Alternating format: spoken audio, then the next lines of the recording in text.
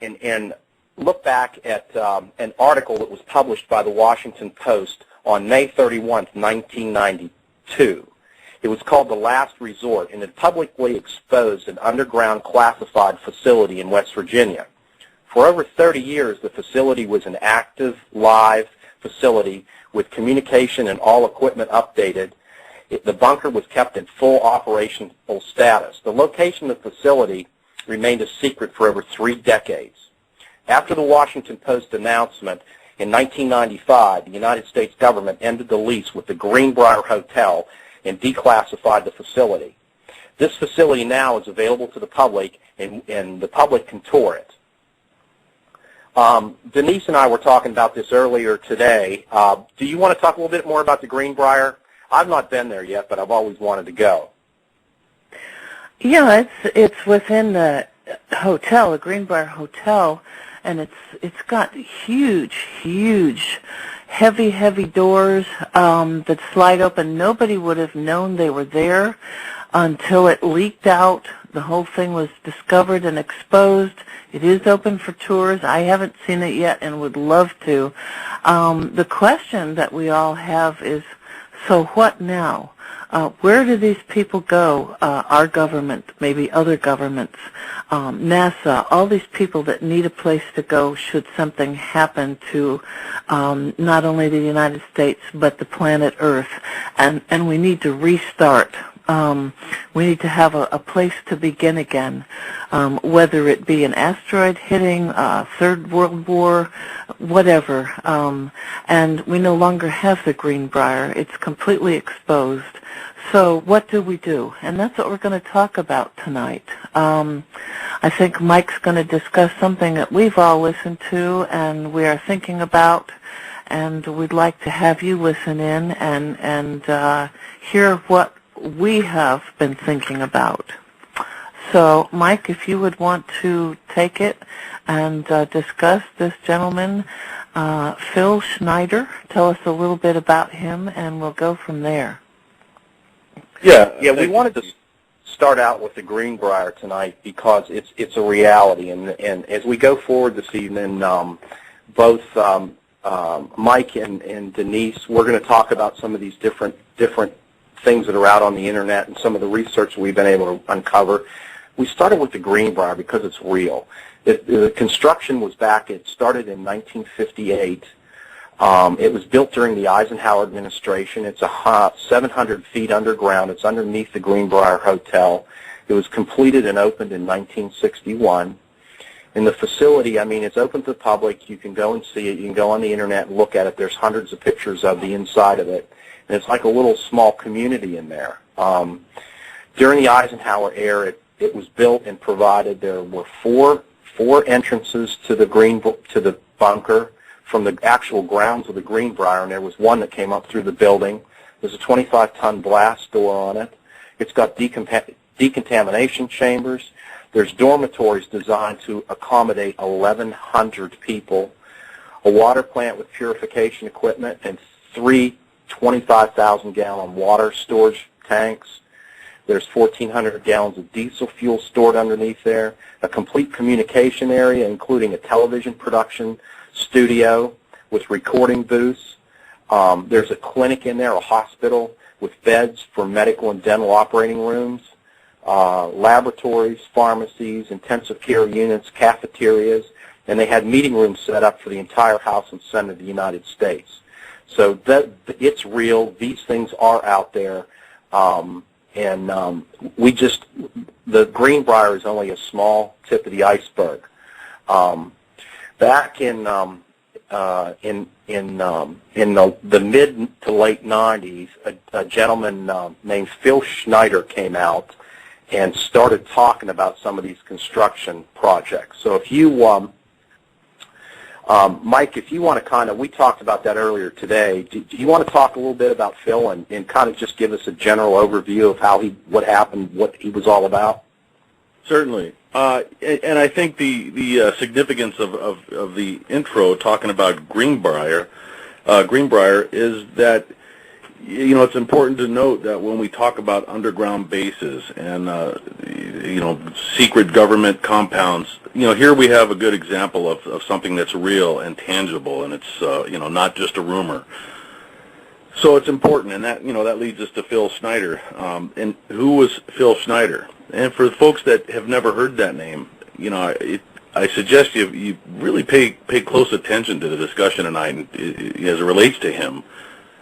Because at the end of the day, when you make your own decision, whether or not you think his story is legitimate or partially legitimate or not, there's certainly no argument that this is very, very intriguing. And so here we go.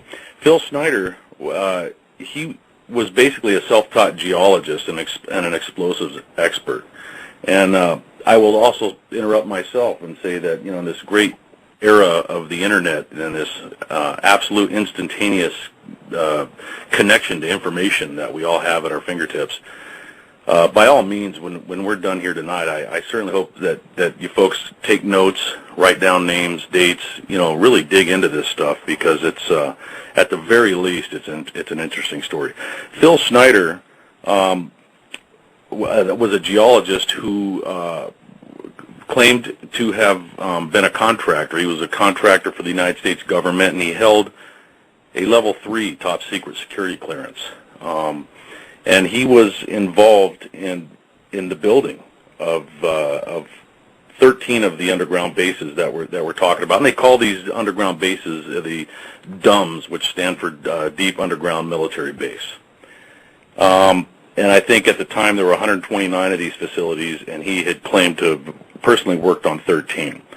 Now, one of the major ones was at Dulce, New Mexico, and it was there that Phil Schneider, and, you know, hang on to your hats here, but it was there that he basically maintained that gray humanoid extraterrestrials were working side by side with American technicians, and that's in the construction of these bases. And in 1979, what they call a misunderstanding occurred, and that resulted in, and we'll get into this a little bit later in more detail, but that actually resulted in a shootout between the aliens and the humans. And if Phil Schneider is to be believed, there were a number of casualties. There were 66 Secret Service, according to him, FBI, Black Berets, and unspecified number of Greys that were killed in this battle that supposedly took place underground. Now, when we talk about these DUMS, these deep underground military bases, I think it's important to pay attention to some of the facts that Phil Schneider has spoken about. Unfortunately, he is no longer with us, and I'll get into that in a second. But before he did die, you know, he really came clean and made a number of appearances, public appearances, to get this information out in spite of his top secret clearance that he held. And he did this as a sense of just really service to mankind, in that he formed the opinion during his tenure with the as a contractor with the government that the bases were being built for nefarious reasons, and that they certainly weren't being built to further the mankind and the comforts of mankind on Earth. So basically, he talked about 131 of these deep underground military bases, and he claimed that they were built to subvert the people, quite frankly. The government at that time, according to him, was building about 2 of these a year. And when you think about the dollars involved, the numbers he gave were $310 billion, and those are black budget dollars, which basically means that they are hidden from Congress, they're hidden from the people. And you know, that's how the government gets things done when they want to get them done, you know, out of sight and out of mind. That's not necessarily a bad thing, but if again, when we talk about his beliefs on what was happening in these tunnels and what the reasons behind their construction was, it gets pretty dark.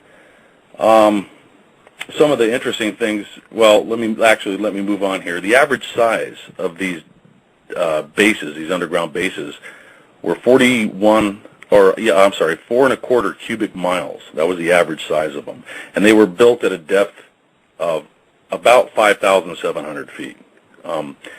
Pretty substantial by any standard. The cost of these were each $17 to $31 billion each, and they employed approximately 1,800 to 10,000 people. And again, as we dig into this conversation and this subject, I invite the listeners and the hosts to think about the ramifications of having that many people involved in something so secret. We could take that in many directions. He referred to a deep underground military base in Sweden that was approximately 30 square miles. Just unbelievable when you're thinking about the depths that we're talking about. He talked about the different civilizations that were involved with basically in contact with the United States and with not only the U.S. government but governments of the world.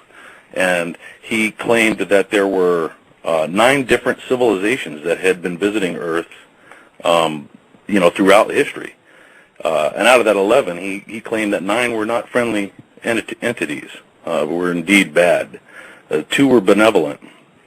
And, let's see here. We want to talk about also what happened to Phil Schneider. Phil Schneider claimed that after he began to come clean and started to make public appearances, and correct me if I'm wrong on this, Richard, but I believe there were 13 attempts on his life up until the time that he maintained that there were. Yeah, he maintained that there were 30 different times where someone tried to kill him. He actually died in January of 1996, and the reporting indicates that he was strangled by a catheter that was wrapped around his neck.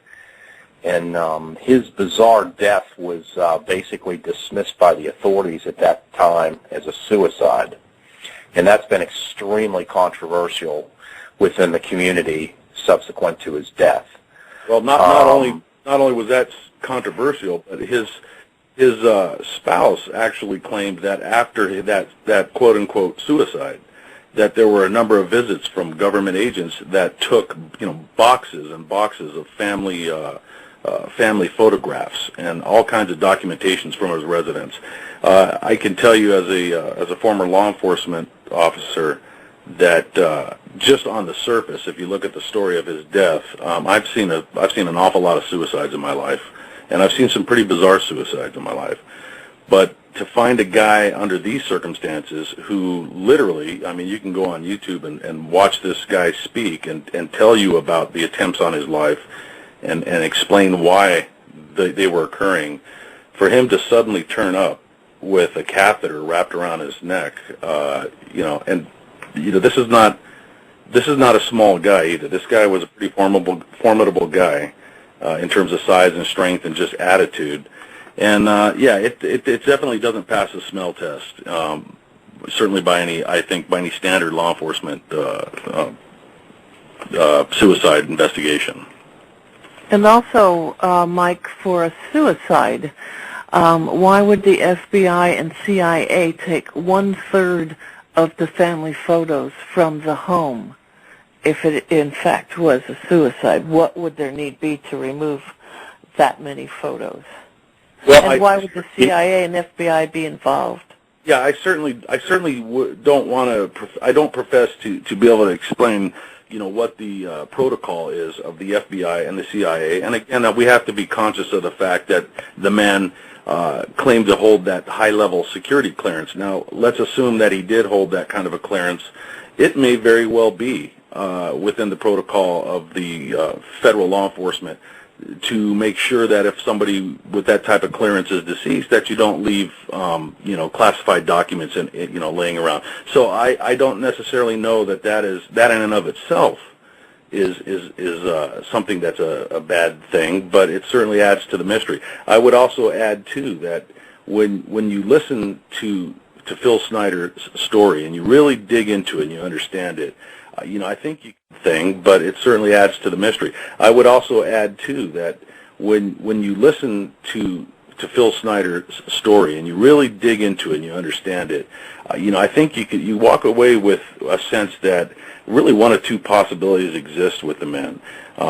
He is either a complete nutcase, pardon the term, or he's a very great and compassionate human being and brave beyond description for coming out and putting himself in harm's way to do as he claimed he was doing, which is to warn humanity and to give humanity a chance, and specifically America. He really came across in the speeches I heard him make as an extreme patriot, for whatever that's worth. But you look at him, you look at his background, the things that you can verify. Now, he talked about this battle that occurred underground, and in the incident he was being lowered down into a shaft that they were digging, and I guess they had drilled into a different section underground, and they stumbled across these alien life forms or entities that were there, and the battle erupted. He had described in detail I believe it was a 7-foot tall alien being that had some sort of a device on his chest, on the alien's chest, and when the alien reached up to activate that device, a beam, I believe they even referred to it as a beam weapon, was emitted, and Phil Schneider, you can see him like I said, you can see videos of him. He certainly had lost a number of digits on his hand, and that were clearly as a result of burns. There were many people that had substantiated claims that he had a horrendous scar on his midsection, which would be completely consistent with the stories that he told about this great battle. And at some point he developed a pretty heavy-duty cancer that he attributed to his encounter with this being and his beam weapon. So to say that it's not interesting. I couldn't say that. I tell you, the more you read about Phil Schneider, and the more you dig into it, the more intriguing it becomes. And I will say this too, that there is a very important message in all of what Phil Schneider was saying, because if a very small percentage of what he was saying turns out to be accurate and true, then we as humans, in my opinion, would be remiss not to try and make ourselves as aware as possible, because this is, we're all in this together, this thing called life, and this is important stuff. Yeah, that's exactly true. We need to study and research, not just stop with one case, but to continue looking. I mean, this man had samples of metal and told you exactly what it was made up of, what the consistency was, where he got it from. And Richard, did you not say that all those items that he had on display were later confiscated? Well, I think what it was is I was thinking about that when we were talking about the guys coming to his house. If you watch the videos that are on the internet, he had made this one presentation where he had several items that he held up and described them in terms of the metallic composition, the chemical composition of the metal, if you will. And what he was alleging is that there were certain pieces of metal, and he characterized them as being currently used in the aerospace program on very high-tech aircraft, and that these metals contained elements that weren't earthly, and that the idea that he had said that, if you remember when we were in high school in chemistry and you had the chart with the elements on it, apparently there are more elements now than there were when I was in high school. Yeah, he talked 105 elements on the periodic table that we were taught, and he claimed there were actually 140 elements exactly on the new periodic table. And some of the spec, is Michael alluded, this thing is a can of worms that once you start looking in it, it's got many tentacles that go out in many different directions. A lot of the things that we were seeing on here, we're talking about. That the whole consensus here is that there is a culture military-industrial culture, if you will, that's operating within our society on a totally different level, and that they have technology that's totally advanced of what is publicly introduced, and that some of the allegations made were that they've actually gone off planet and done mining, or that these entities have brought elements to this planet where they're making metal components for very high-tech aerospace projects that contain elements that aren't earthly. And he had some of those. He had 3 or 4 of those things that he displayed. He held them up, and these are really light, and it's made out of titanium plus other things. And he obviously had some very controversial stuff that he was showing at some of these presentations, which my guess would be that probably disappeared with the family pictures.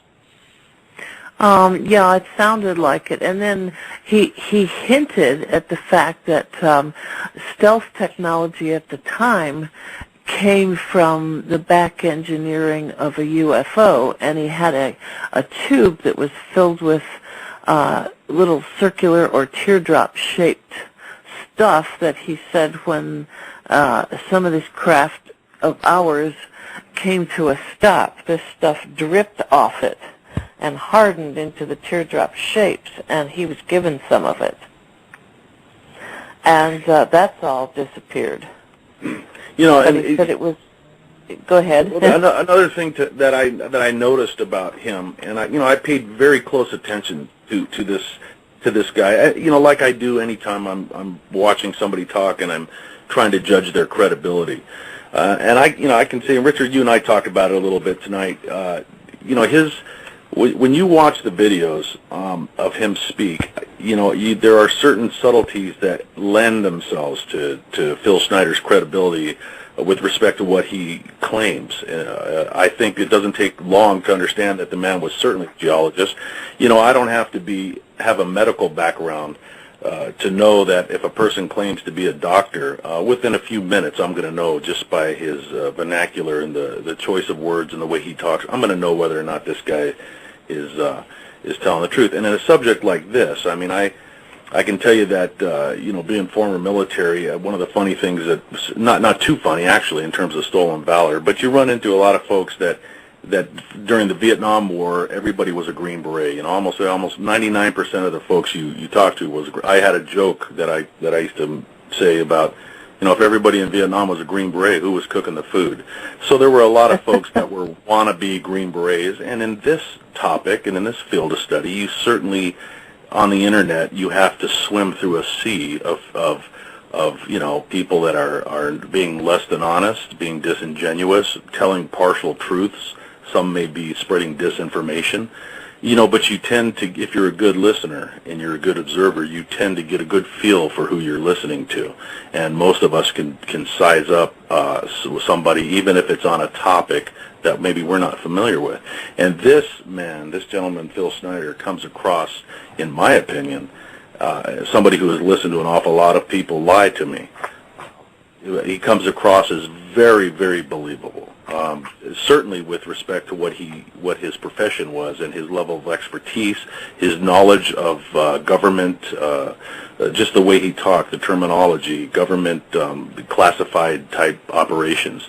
Those are all subtle things that when you put them all together, they make it very hard to write this man off as being some sort of a quack. Yeah, well, he did sound genuine. Yeah, go ahead, Richard. Yeah. Well, one of the things that where I wanted us to maybe take a look at next is I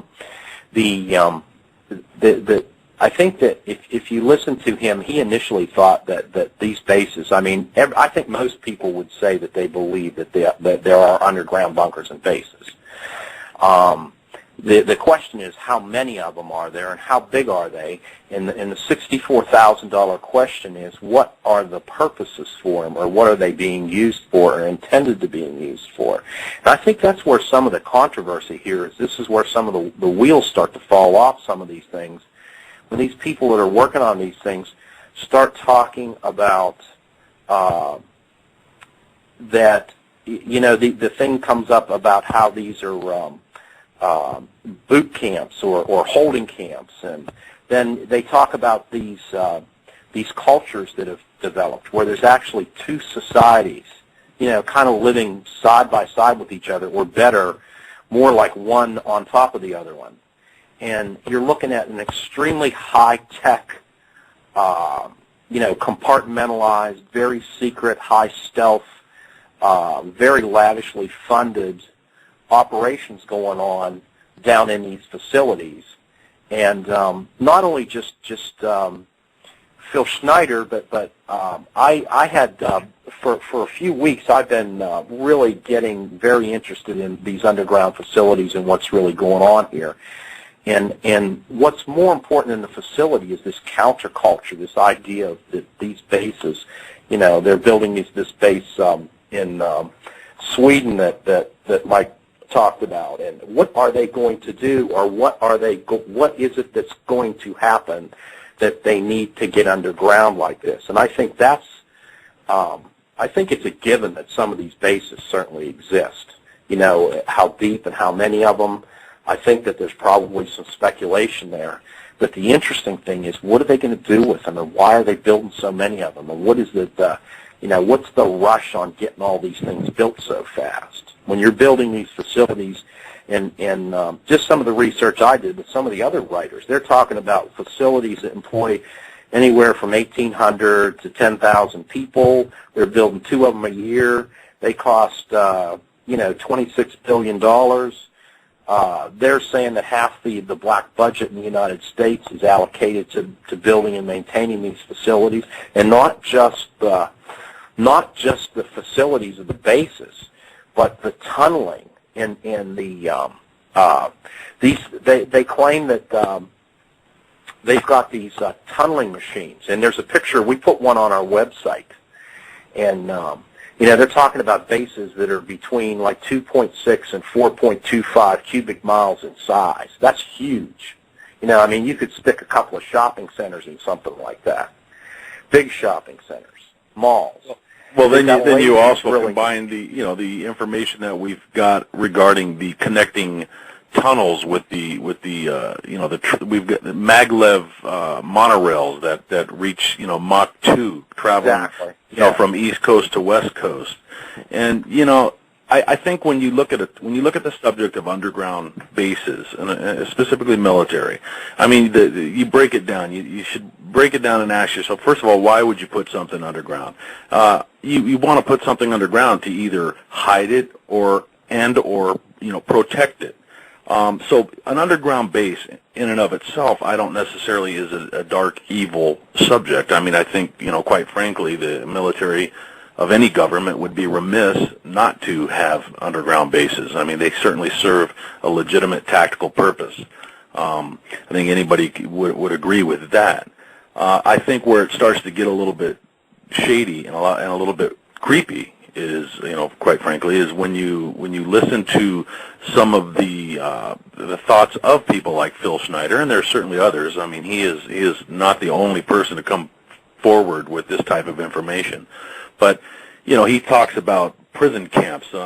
39, I think he mentioned 39 prison camps that, facilities that were underground, sections of these bases that were going to be used when martial law was declared, and he had claimed that is precisely what the purpose of these many of these bases was, for a time when the government declared martial law. He also talked about he was heavily into the concepts of the New World Order, and how that the New World Order, some of the goals, of course, with the leaders of the stronger countries of the planet, would want to collapse governments one by one. And it's interesting because you look at the time that has elapsed since Phil Schneider's death, and then you look here at the recent activities in the Middle East with the almost domino-like collapsing of one government after another,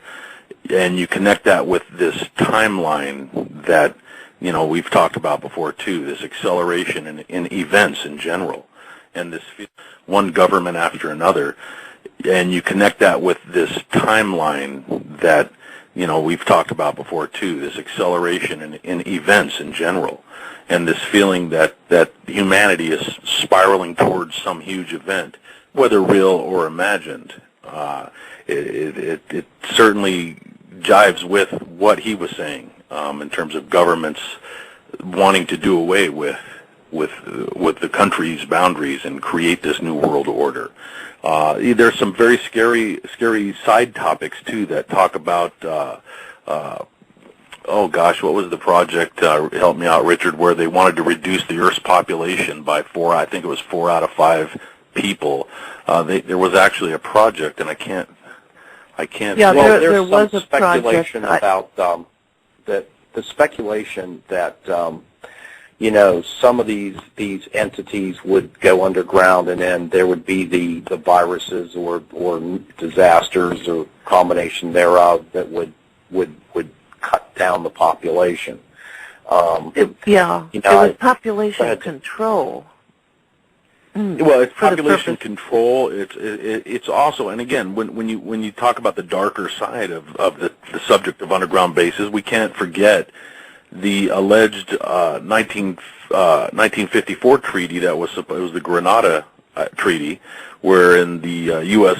government allegedly and entered into a treaty with an alien race, and in this treaty, depending on who you listen to, and depending on what you're willing to believe, within this treaty were acceptable levels of technological trade coming from them. In other words, giving us little trinkets of technology, i.e., stealth, cell phone type technology, internet type stuff, and in trade, giving actually human beings for genetic experimentation, and even worse, some forms of almost, I think, cuisine. It's a cookbook from the Twilight Zone kind of thing.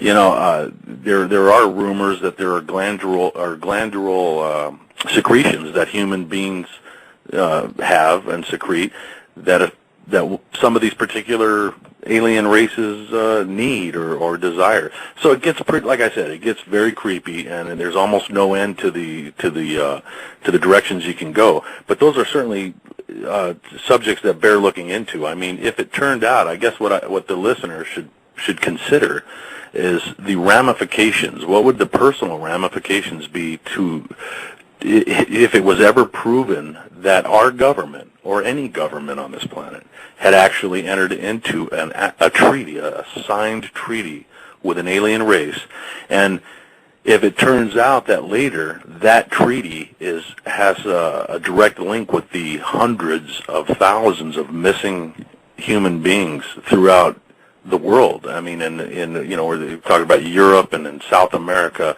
and certainly the United States, but in some of the more third world countries, I mean, the numbers of people that turn up missing each year are phenomenal. So that that's where the subject starts to get a little bit darker than just the government keeping secrets. It does. It gets very dark. We have to sort all of this out, and up to 15 years ago, at least 15, 20 years ago, I had taken a pet of mine to a vet who was very, very curious way back then about all of this. And we were discussing various illnesses and viruses in particular, and he studied them and researched. And he said to me at the time, he said, there are no new viruses. There will not be any new viruses. What we have is an altered state of viruses that our scientists create themselves. We are doing this, and we are going to do it, whether it's a diversionary tactic for one reason or another. What the purpose is, we don't know, but I guarantee you that a new illness or virus will not just show up out of nowhere. So anything that has happened, whether it be the AIDS virus, whether it be a new type of flu, they didn't just happen. They were created in our laboratories. Now that's a doctor of veterinary medicine that had studied and researched and had continued to do so 20 years ago and told me that.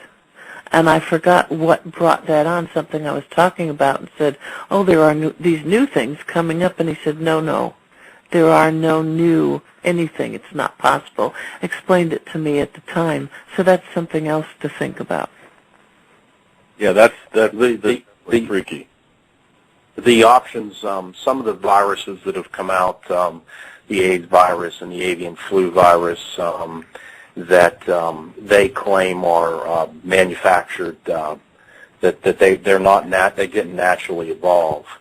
I was just wanting to hit on something that Michael was talking about too, is the crime in all this is, initially we're saying, okay, they're building bases, and I think everybody realizes that we've got some bases. When we were growing up, we knew that the Strategic Air Command was underground in a base on the side of a mountain. So there's nothing really new and mysterious about the concept. It's just that, as this information starts coming out, that there's just so many of these things.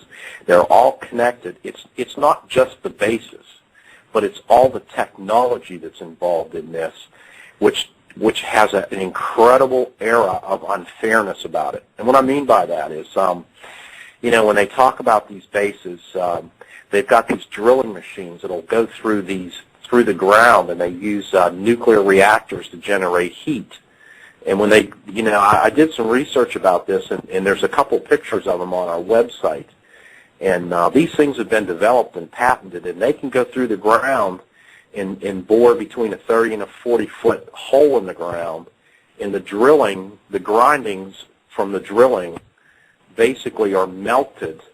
The rock is melted and positioned around the walls of the tunnel, and it makes like a glass-like lining to the inside of the tunnel. And these machines can go through the ground, through rock, drill it out, melt it, and then mold it on the sides of these tunnels. And they're talking that they've got machines that can go 7 to 12 miles a day underground, completely building a 40-foot diameter tunnel with no debris. Because that would be the thing that you'd look at. If you're going through the ground like that and you're digging these vast tunnels all over the place, you'd have piles of dirt and debris somewhere to deal with it. It would show up somewhere. And it doesn't, because that's apparently how these machines work, is they make these holes through these tunnels through the ground, and when you're done, you've got this perfectly glass-lined, like, tunnel. And then the technology, the machines that run through them, they're talking about trains that run at Mach 2 going through these tunnels. Transportation that you could go from Washington, D.C., to San Francisco in an hour and something. So that's I think where you got to start wondering what's going on with all this technology. Throughout all this research I've done, that's the thing that keeps popping up, is the technology, all this incredibly advanced, super advanced technology that's years ahead of the public. How the military and these military contractors have this technology that's 40, 100 years ahead of what we have on the ground here. We think, oh, we're really cool. We've got our Android phones and our, the microchips in the computers, and these guys are like, well, that was just like when, we went to Africa and we're given the natives glass beads and stuff, and that's what they're doing. They're throwing us a little bit of a bone every once in a while, but they're taking that money and they're using it to develop technology that could be used for a lot of things on this planet to help a lot of people out, and it's being very stingily used and selfishly used in a way to perpetrate these little cultures. And that's what I think, that's the underlying thing that these guys are upset about, is it's not that it's impossible, but why are they doing it? What's going on with this technology? Why are they doing this, and where are they going with it? Well, that's the uncomfortable connection. Richard, you hit the nail on the head, connecting the subject with some of the, I will tell you, I've spent most of my life avoiding anything that even looked like a conspiracy theory. I have a military background, law enforcement background, pretty cut and dry, want to be a good citizen, want to trust my government, have never been comfortable thinking that there could be dark forces that are aligned against our very people, you know, coming from our any form of leadership, whether it's covert or you know, in plain view. That being said, I'm not a young kid anymore, and you know, when you start to look at these things, and you know, you talk about the unfairness is a very good word for it, and I think it even can go a little bit deeper than that, so to speak, in that, you know, if let's assume Phil Schneider was right in terms of the purposes, the purposes that he uncovered, and that made him come public at the you know, his own peril. If there's any truth whatsoever to that, it would make absolute sense for a governing body, a government of any country, to keep the people who were ultimately, you wanted to thin out the herd anyways. You want to keep them busy and occupied, and you release a trinket here, a piece of technology there. And if you look at the state of society, of advanced society today, you know, we all carry around our Android phones, and we all, you know, are happy with our laptops and computers in each room, and our huge TVs and LCD this and LED that. And I'm one of them. I mean, I've got probably every trinket known to mankind.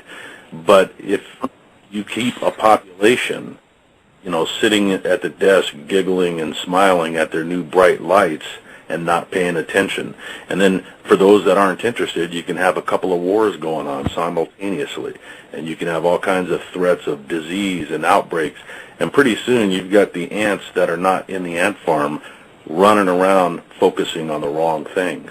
And that is the scary part, because when you talk about withheld technology, not only for convenience in terms of travel, but, you know, we've all read and heard about, you know, water-based engines, you know, non-fuel burning type engines, things that would put our dependence on fossil fuels and coal-burning energy, just completely eradicate that.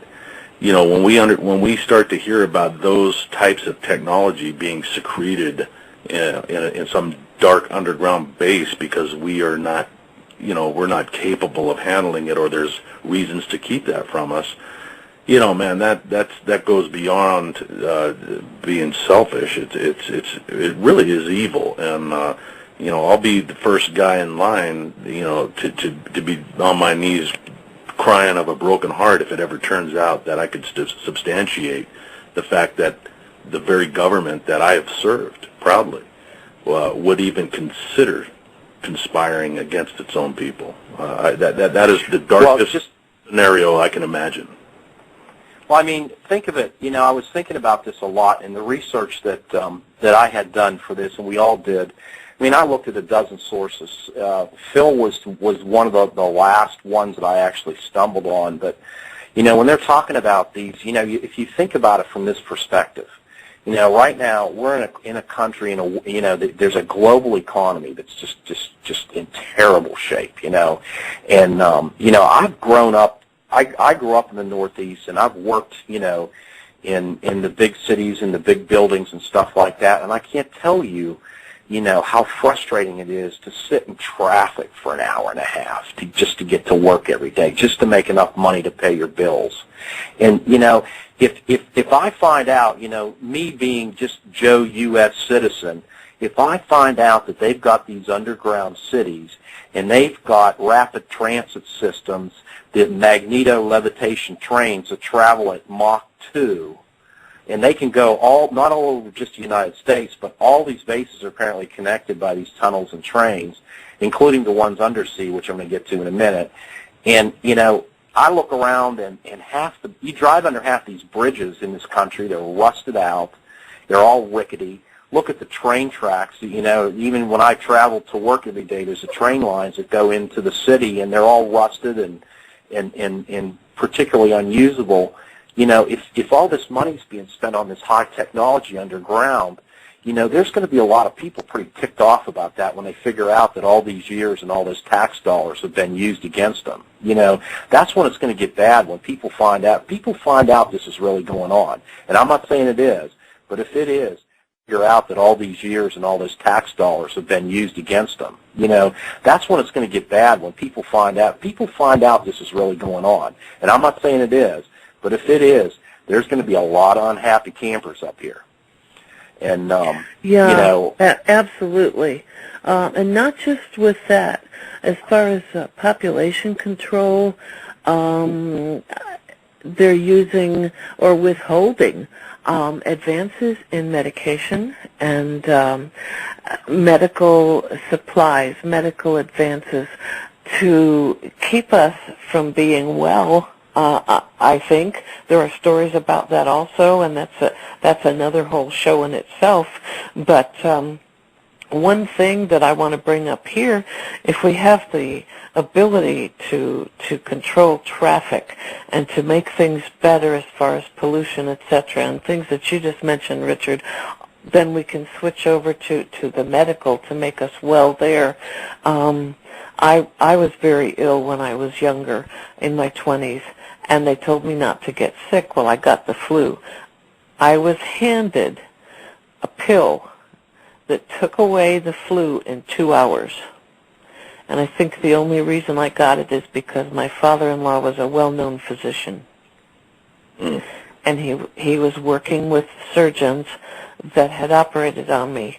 And I think that's it. It was brought. My husband had to go to a special lab to pick it up, and the bottle was not labeled. And when I asked the doctor what was in it, what was I given, I was told if I told you, I'd have to kill you. And that was in 1969. So I believe this technology that we're talking about, they've been building this stuff since the 40s and 50s. Yeah, and, all of this. When we look at, one of the things that I found in the research too is they call the DUMS 2, or the underwater facilities, and apparently that is just as well developed as the ones on the ground. And again, they talk about the moonless mountains, where these mountain ranges well under the sea, that they've been able to tunnel into them and build bases in there. And if I think it's what Mike said. All this is so controversial, and if it wouldn't have been for the Greenbrier coming up, we'd have probably said, those things about those bases are exaggerated and stuff like that. But I mean, if they're building this stuff now with the technology we have now, I've seen the pictures of the Greenbrier. That thing was built in 1958.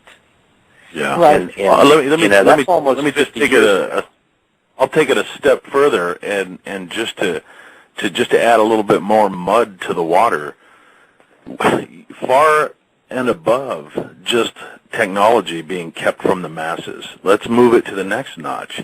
If this technology is alien in its origin, and it was acquired by way of a contract, a treaty, or what have you, with an alien race, there is so much more information that goes beyond just comfort and travel and gadgets and efficient machines. What else do these alien races know about the origins of mankind, the origins of themselves?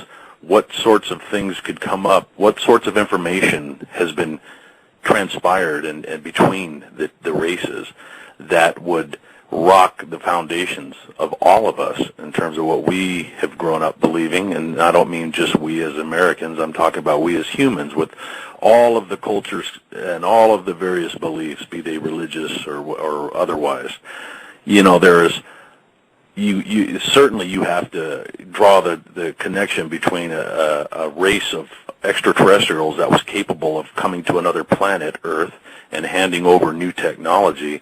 Those folks have to possess more than just faster cars and better burning gasoline, if you catch my drift. In other words, these people may hold answers to secrets and answers to questions that mankind has been pontificating since we stopped carrying, stone spears.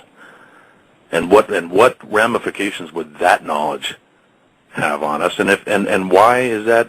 If this is to be believed, why is it that that's being kept from us?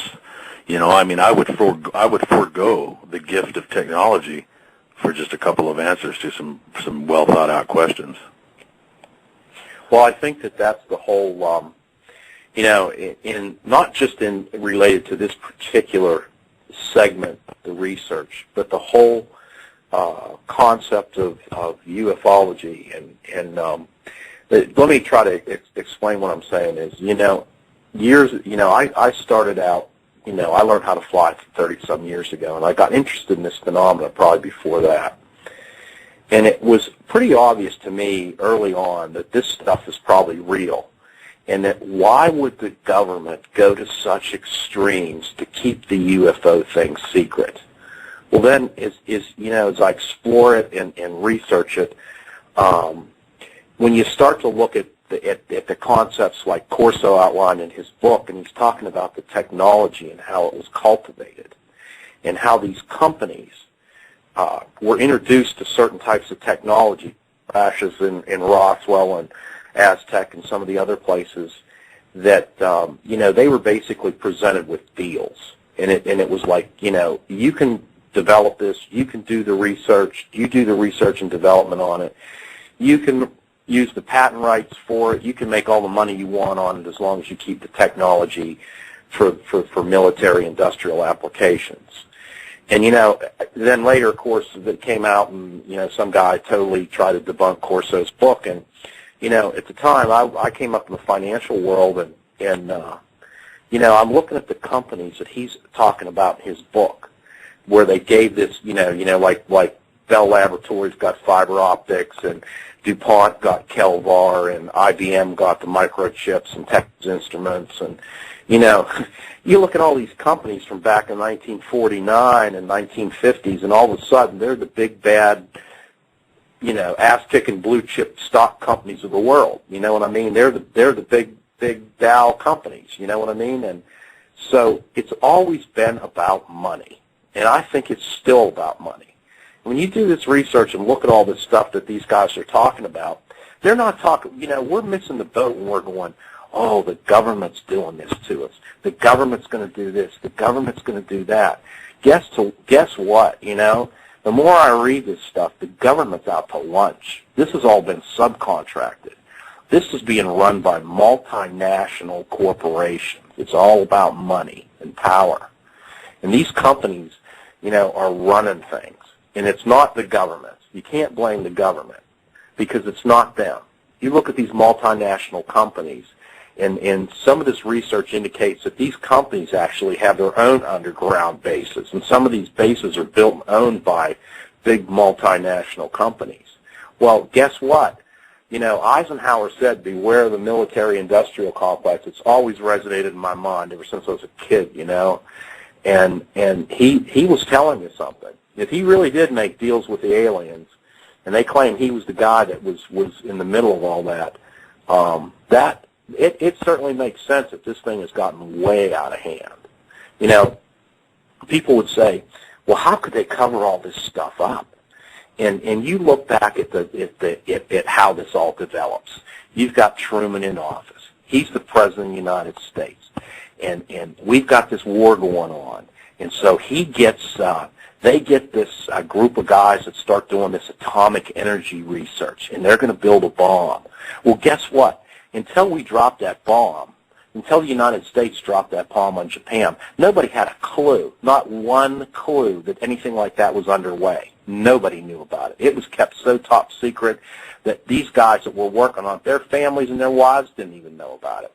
Well, guess what? The atomic energy development and the atomic bomb teams that developed those things, they also developed a whole protocol for keeping something secret. And somebody said, well, if we wouldn't have dropped the atomic bomb on Japan, well, we had told everybody else about it. Well, we had told all the other countries, oh, we have this extremely powerful, unbelievably powerful weapon that we can use. No, they'd have probably kept quiet about it until they needed to use it on somebody. And, you know, it's the same thing with the UFO stuff. The same guys that built the atomic bomb were in office and control when these things start coming down in Roswell. Well, guess what? You know, they used the same methodology they did with the atomic program, and they decided to keep it quiet till they figured out what was going on. And a lot of the writers that you see out there today, they'll say that this group, this group of whoever they are that's running all this technology, they never in their wildest dreams back in the 1940s ever thought that they'd be able to keep it secret this long. It's gone way beyond it. It's gone way beyond its course, and that's why all this is happening now. Well, even when they've had leaks, I mean, if you that same time period when you talk about, as an example, the Philadelphia experiment, and there were certainly not just the Manhattan Project, but certainly a lot of things that did leak out as a result of that type of development, weaponization of different things, and yet when they leaked out, they were almost unbelievable, and I think there was disinformation that came out on top of a leak, and pretty soon people just forgot all about it. I mean, you don't hear very many people talking about the Philadelphia experiment, for example. You don't hear that coming up very often. Yet there's a substantial amount of documentation and witness testimony that might have happened there. Yeah. Sure. That certainly something happened. I guess the question would be to what degree. So I mean, it's almost like even when they slip up, humanity goes about its merry way and gets the next version of whatever's cool. Yeah, that's absolutely true. And then I do believe, though, they do use some diversionary tactics to send us off course when we're getting very, very close to having something factual to show everybody, to show the public, and that's part of what they use to hide the facts and to keep us from the truth. In part of what Phil said was, does the U.S. government have an earthquake device? Certainly we control the weather now to a certain degree. We've lost control of it in attempting to put snow on the slopes to make our tourist trade better for the skiers.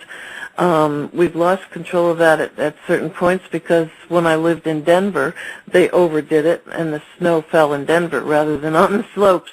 But as far as the earthquakes, do we have something that let's have a little diversionary tactic going here. Let's cause a quake and cause everybody to look there and talk about the quakes while something else is actually going on.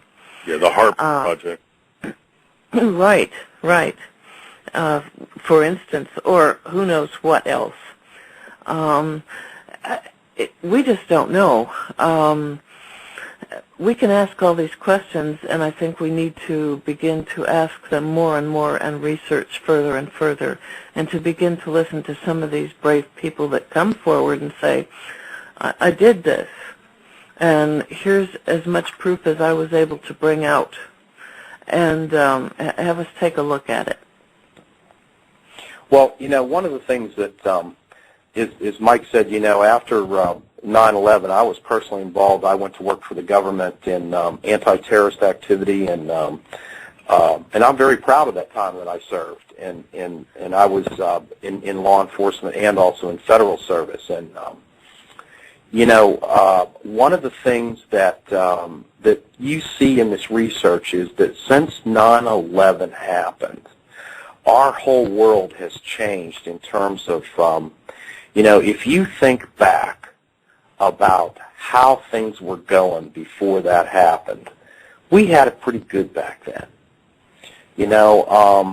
The Clinton administration just ended, the new Bush term started, and in spite of what, and I'm not going political here at all, but the economy was really pretty good. People were doing all right. Everybody, there were jobs and everything was going good, and then this thing happens, the 9/11 thing happens, it just totally blows everybody away. Well, after 9/11 happened, a lot of things changed in our world. Our whole concept of security changed in the way that, I remember when the Patriot Act came out, and, then they had revised it, and Patriot Act 2 was enacted. And there was things in there that were, and you can read it, I mean, I think that's part of what Denise and Mike are saying is, people need to go out and start paying attention to this stuff and start researching it. And there was things in there that were, and you can read it, I mean, I think that's part of what Denise and Mike are saying is, people need to go out and start paying attention to this stuff and start researching. Don't believe us. Don't believe a word we're telling you.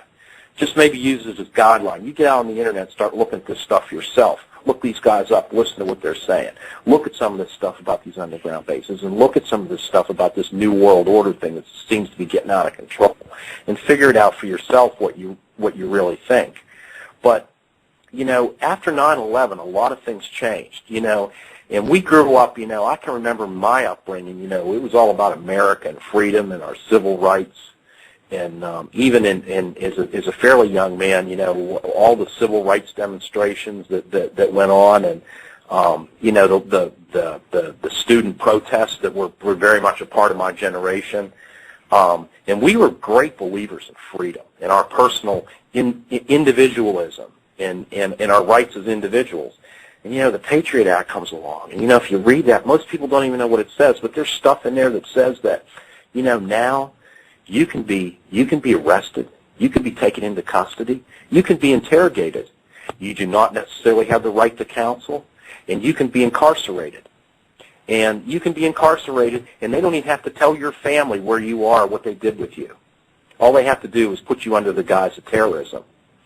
And there's laws being passed like that in this country, and it really scares me because, anything can be terrorism anymore.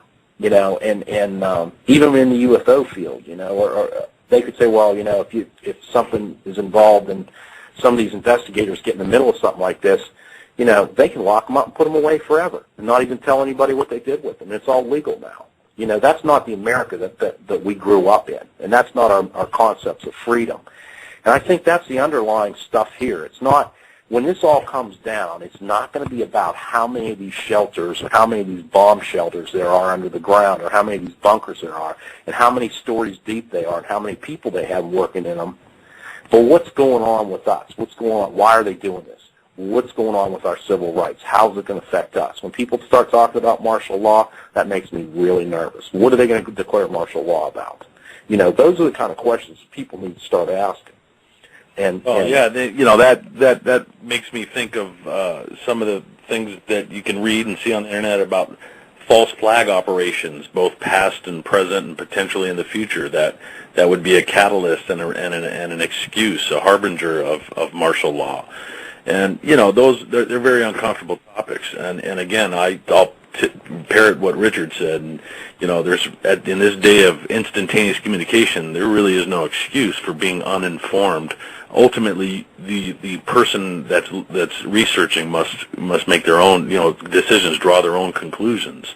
But the idea is to keep an open mind, dig as deep as you're able to do it without falling victim to being so paranoid and so frustrated. I want to thank Richard for publicly stating that he felt that it wasn't the government, because I think I heard about 6 Crown Victorias in my driveway do U-turns, but then he went ahead, then he said that it was the corporations, and I think I heard a couple of Priuses pull up. So, I think you might check your bank account's probably been erased, and I was erased after my divorce. Pension plan's gone, yeah. But well, how many of us have our friends or acquaintances or people that we know come up to us and just make a comment saying, I can't explain this, but I feel like something's coming. I don't know if it's good or bad. I don't know what it is. I have this anticipatory feeling that I need to be ready for something. I have had that said to me so many times in the past 2 years, I can't count it anymore. How many of us have had that happen? Yeah, I can tell you, Denise, that's a subject that comes up in my circle an awful lot, and I've developed a couple of theories. One of them, which may be partially to have some partial truth to it, is I think that in this, when you talk about I assume you're talking about this quickening, this acceleration of time, yes. This this feeling of momentum, both physically and almost, spiritually in terms of mankind heading toward an event. I think in this day of instantaneous news, I mean, we can, literally watch helmet cam video of battles being fought overseas as they're happening, and the absolute overload of information in real time. I think that might play a part in the sense of speed, but I also see the potential for other phenomena that may play a part in it too. And and again, some of that is personal belief. Some of it has to do with the very subject that we're talking about in a roundabout way. What do underground tunnels have to do with the quickening pace of mankind per se? Well, I think when you look at the potential agendas behind the subjects that we're talking about, you can start to correlate and put together connections between, who we are as people, where we are in this particular time frame in the universe, and the connection with any other extraterrestrials and their time in the universe, how advanced they are, their interaction with us, the motives or agenda, good, bad, or otherwise. All of it coming to a crescendo. There have been certain waves in history, in human history, that we're aware of, certain changes, periods of time. I mean, when you think about the amount of time that prehistoric man roamed the earth with stone tools and weapons, thousands and thousands of years, depending on your belief. And then you look at the last 200 years in terms of technology and the exponential increase in the Industrial Revolution, all the way up to the space shuttle and the Aurora, cell phones, videos.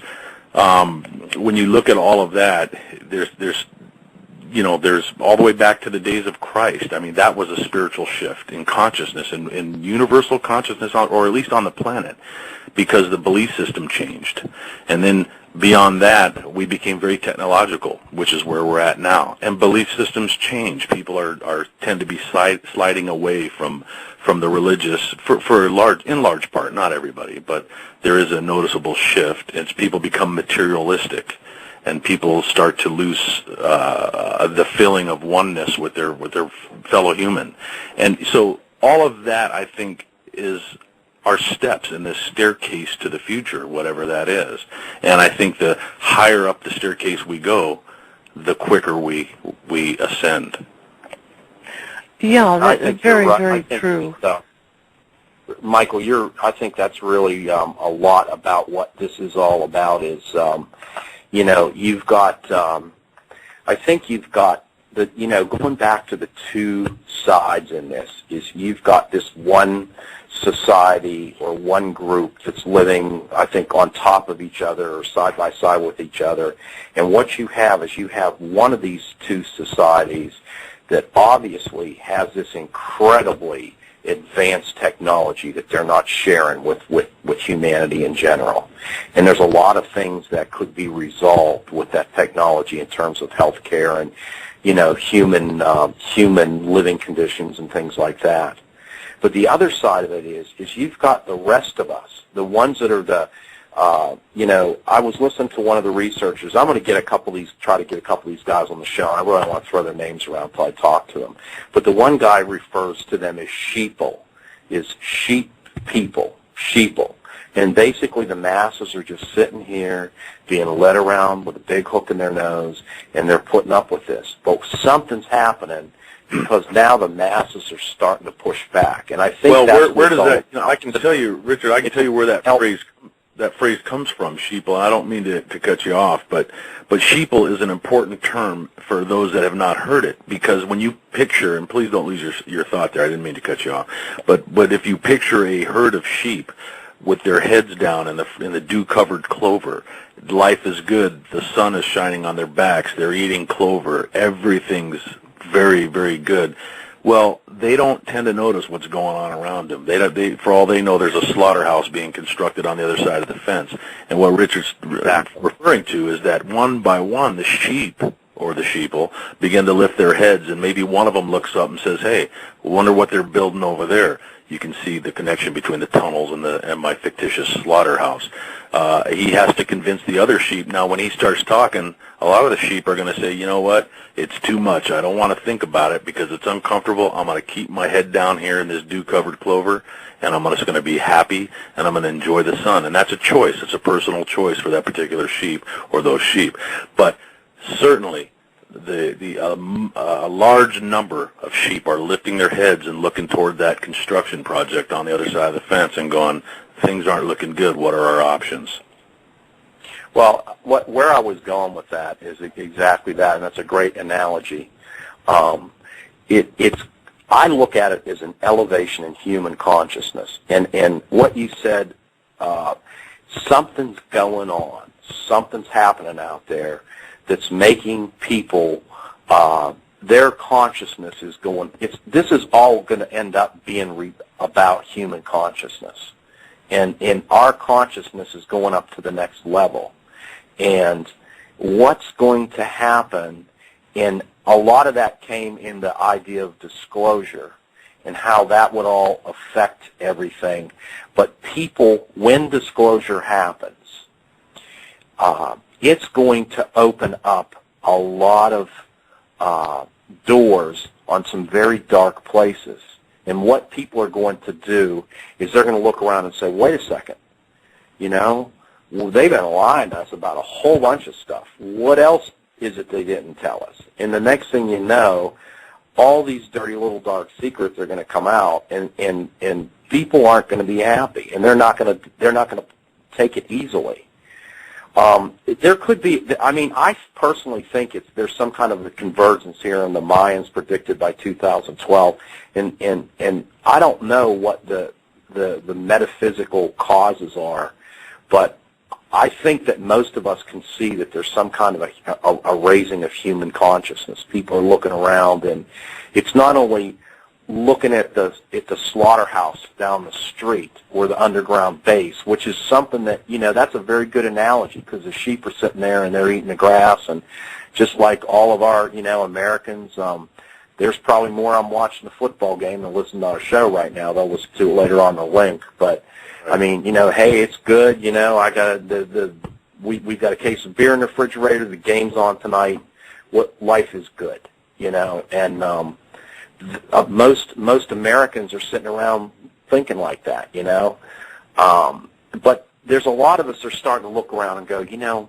all those people over in Africa, there's so many of them don't have clean water to drink, and they don't have food to feed their kids, and there's 500,000 kids over there died last year from starvation, and all of a sudden people on this side of the world are starting to become cognizant of that, and I think that's part of how it starts, If we've got the money to build all these underground bases and submarine bases and, high-speed transit systems and spend $2.5 trillion a year on this, how come we're not using some of that to feed these people? And that's where the rubber's going to meet the road on this thing. Let me throw this out there, because I think you're absolutely right. And I'm going to challenge every listener out there tonight to, clearly you're one of the sheep who has lifted your head.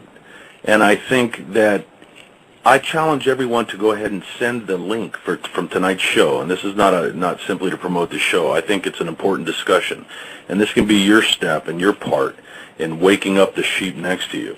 To forward this show to other people in your email list. Let them listen to it, because the bottom line is we have to, depending on how grounded we are as individuals, and depending on when we started to lift our heads slowly from the clover, when the rubber meets the road, not everybody, in my opinion, is going to be able to handle, and not everyone's going to be able to survive a sudden shift. If we reach a crescendo and it's 1,000 times bigger in whichever direction you want to take it than it is right now, whether it's 2012 or 2020, at that point, people have the ones that will fare the best, regardless of the circumstances, are going to be those who have considered options, considered the different scenarios, came up with game plans. Knowledge is power. That's an old saying, but it certainly rings true, and it's extraordinarily important that we stay informed, we stay in control of our emotions, we don't freak out and start, digging a bomb shelter of our own, but that we, the more of us that lift our heads up in the flock, the more powerful we are and the more influential we are. Digging a bomb shelter of our own, but that we, the more of us that lift our heads up in the flock, the more powerful we are and the more influential we are. And I don't mean that by way of, in terms of revolution by any stretch, but revolution isn't always a violent thing. It could be a knowledge revolution where it's much harder to slaughter the entire herd of sheep than it is to lead them into the gates, through the gates one at a time. Pairs of two or six. Yeah, that's very true, and we don't even know, although some of us might have an idea of who gets chosen to go underground to those safe bases. We know our governments, we know some of the scientists, we have some ideas, but what about the rest that we might need? Denise, that's so funny that you mentioned that. Richard, you might remember I brought that up to you a while back, and unfortunately I'm not going to be able to back this up with any references, but it's certainly worth looking into. Somewhere in my vast quest for the truth, I stumbled across some articles and some internet pages that dealt with that very subject, Denise, and it's very scary when you think about it. It basically outlined a plan where there were certain groups of citizens that had possessed certain skills, carpentry skills, all the way up to and including musicians and the arts, the entertaining arts, doctors of medicine, psychologists, all of the different trade crafts that you would need to start a society or to maintain a society, and that these people had some form of ID card, some sort of thing where they would have in those days that I read about this, they would get a page, they would receive a certain number on their pager, which would mean they'd show up at a certain shuttle point and be shuttled to.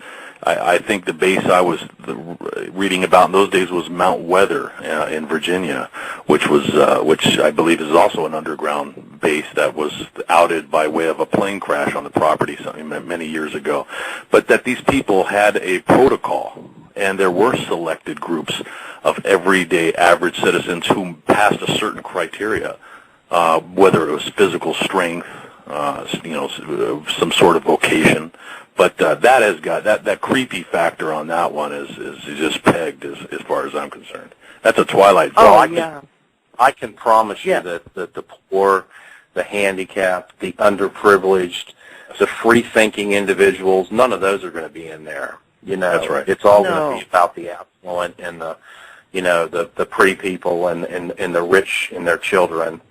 And that sounds very familiar, doesn't it, when you think in terms of blonde hair, blue eyes, and, that's a scary. Absolutely. And therefore, who would want to go there? Well, boy, I'll tell you, I'd give you a round of applause. That statement right there is probably the most important. I'm with you 100% on that. Hey, guys, I was thinking we'd take a quick break. We'll be back in a couple of minutes. Tonight you've got Denise, Michael, and Richard. We're talking about underground bases and all the implications associated with that. We'll be back in about 3 minutes. Hello, this is Richard Lang, producer of Arira Radio and agency director of Arira, which is the Aerospace Research Investigation Reporting Agency. Wanted to take just a few moments to serve up some general information about Arira Radio and how the Arira project started and evolved.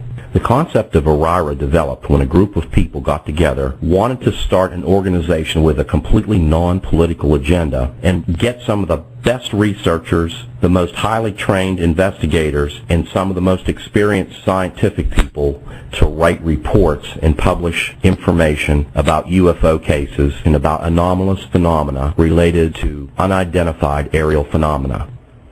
As Arira developed, we realized that we could reach a much broader spectrum of individuals by using internet radio, and so we began to explore that and ultimately founded Arira Radio UFO Live FM.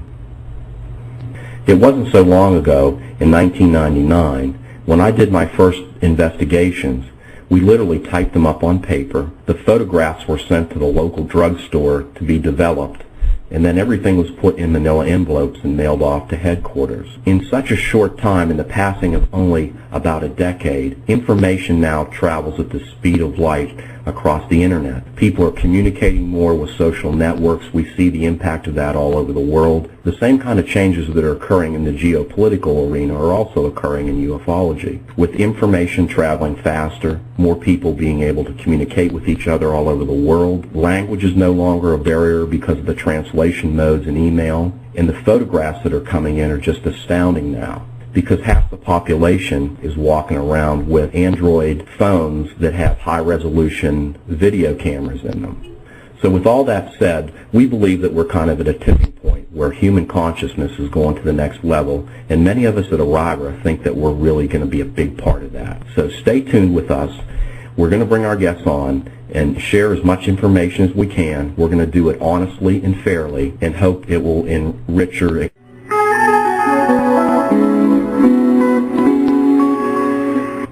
You are listening to Aurora Radio UFO Live FM. Aurora is supported by its members and from donations provided by the public. If you would like to support Aurora Radio, go to www.arira.org and click the donate button. Your contributions will help make future shows possible. Thank you.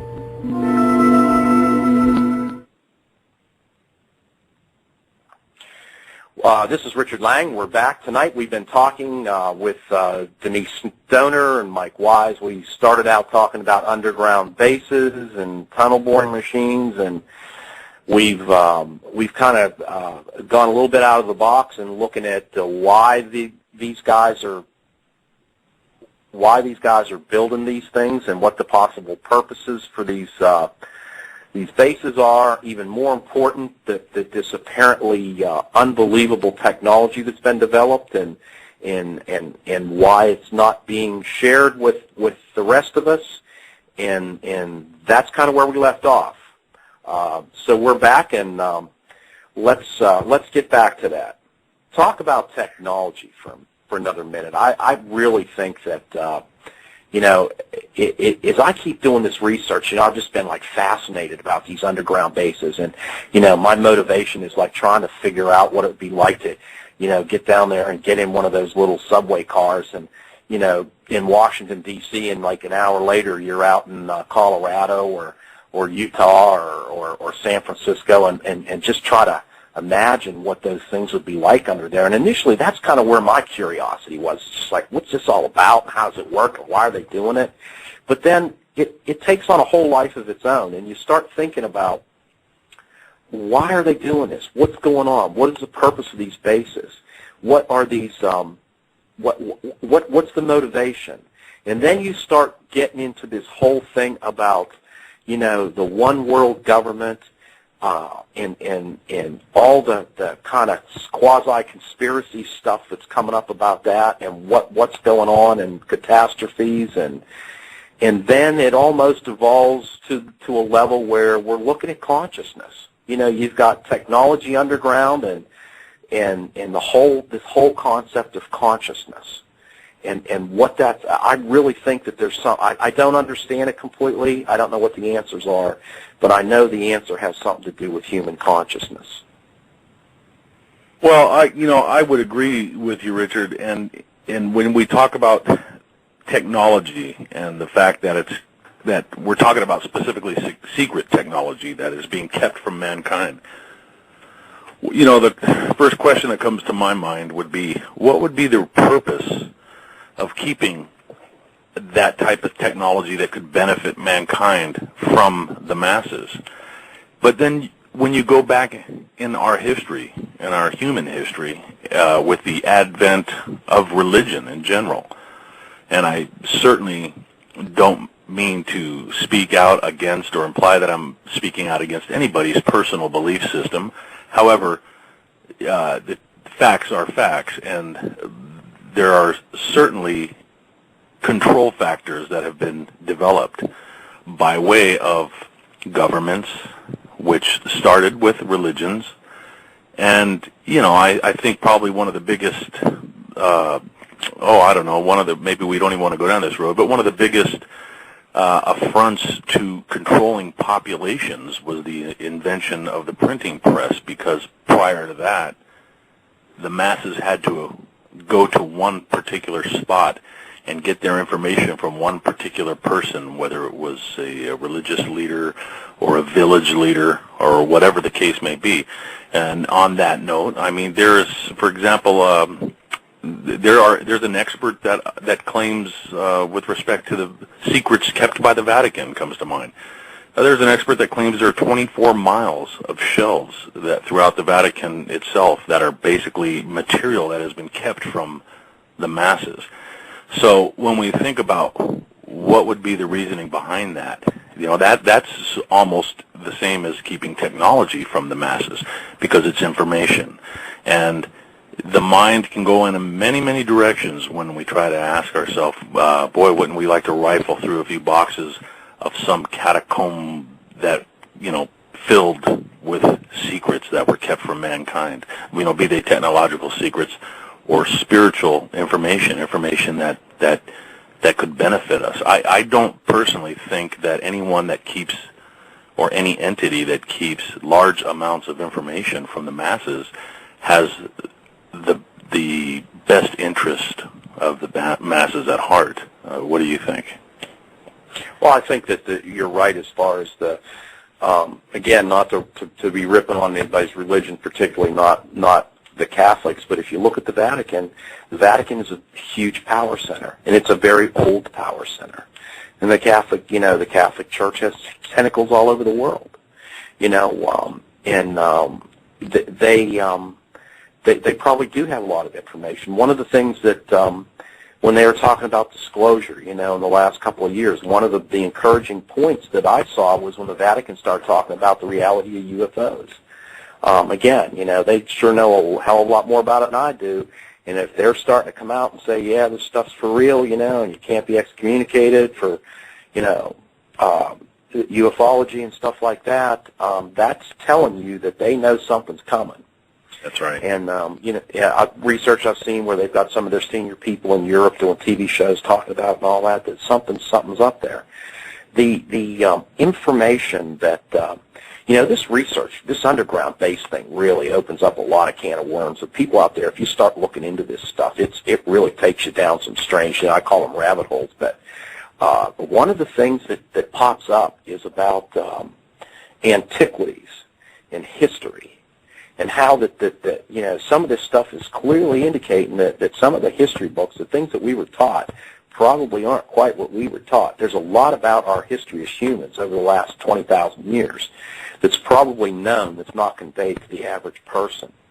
And, you see that in, they used to talk about Egypt and the keepers of the antiquities, in the Museum of Cairo and Museum of London. And, these people in conjunction with the Vatican and some of the governments have got access to information that's not been shared.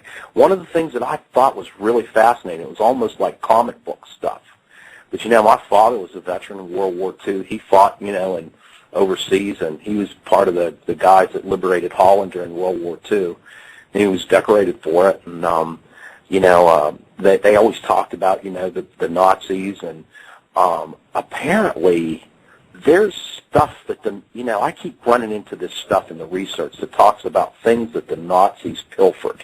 The Nazis basically went through Europe and took a lot of art and different types of antiquities and things like that.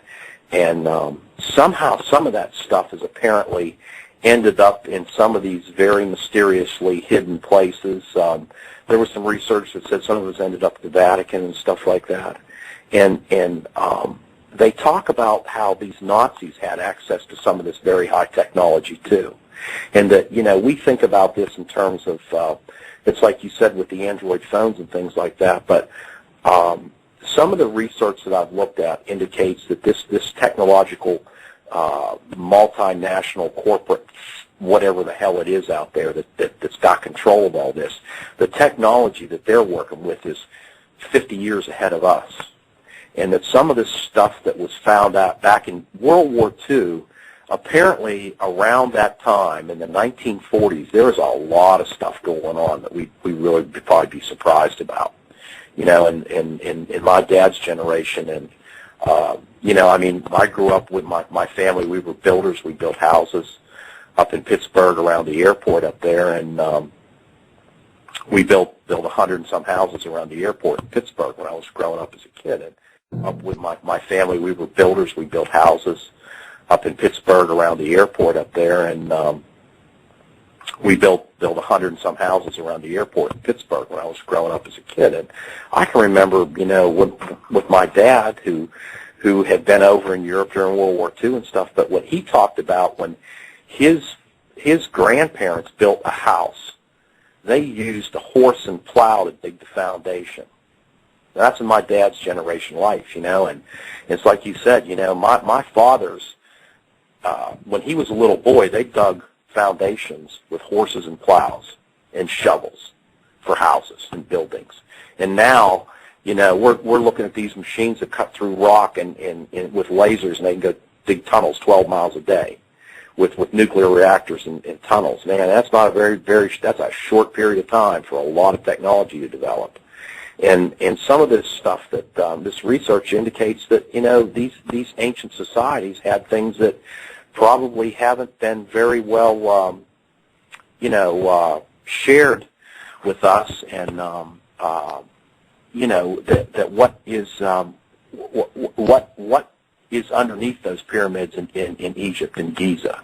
You know, what really was that all about? What things have they found there that they haven't told us? You know, those are all those questions that really interesting stuff. Yeah, why were they not preserved? Why were they lost? And now we're losing, due to the war, a lot of the things that have been taken back as far as pieces that belong in the museums in Egypt. They're now being destroyed, and we may never know what they're all about and what the truth is regarding those artifacts. Finally, I can't remember the scientist's name. You see him on TV a lot, who was calling for missing parts and pieces that were in museums in London and New York City, and he was making deals to get them back, putting the pieces back together, and now they're being destroyed, which is a shame.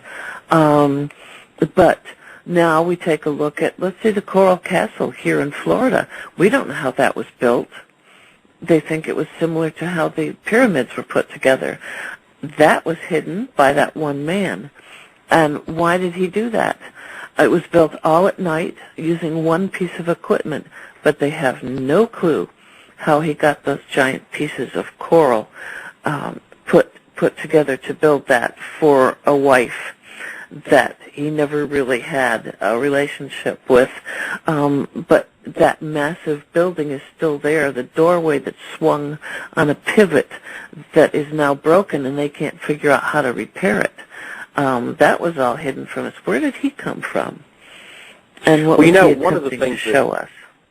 One of the things that I read in some of the research with some of these other guys that have written books about it is that they claim that some of these people running these tunnel machines, when they were boring these tunnels for these underground bases, had gone through existing tunnels.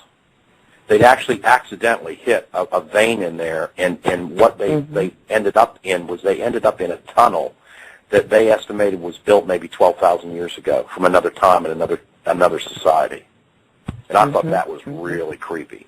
You know, there was some fairly serious documentation that that's happened before. Yeah, I think. You know, that sort of opens the door to the possibility, or if you believe as I do, the probability that there have been a number of different civilizations, human civilizations, that have come and gone, and that I think at the end of the day, when if this full disclosure ever occurs in our lifetimes, I think we will, some of us won't be shocked to find out that the ages of things like the pyramids are certainly much older than we believe, and that the existence of the Atlanteans Richard, I mentioned to you earlier about the battery that I remember long ago reading about a battery that was found in where present-day Iraq is, and that was predated the Sumerian societies, and I believe when they added water to it or added lime or however a battery works, it actually started putting out, measurable amounts of electricity. So, and then in terms of seeking artifacts, I mean, unfortunately, our civilization seems to really be centered on warfare and always has, which has been a real mystery to me that we haven't evolved out of that yet. But it seems like in times of war, the leadership of warriors, per se, tends to always want to garnish and gather certain things. Hitler, of course, one of his well-known items that he was in search of was the Holy Lance, the sword that was supposedly used to pierce the side of Christ as he hung on the cross. That was something that he believed would bring the Nazis great power in terms of victory for the war. There's been talk of stargates in more modern times that exist in places. There supposedly is one in Iraq, and that is, some folks believe, was one of the motivations for going into Iraq. There is supposedly a stargate in Iran, and you'd have to be sound asleep not to know that the situation is certainly heating up with Iran.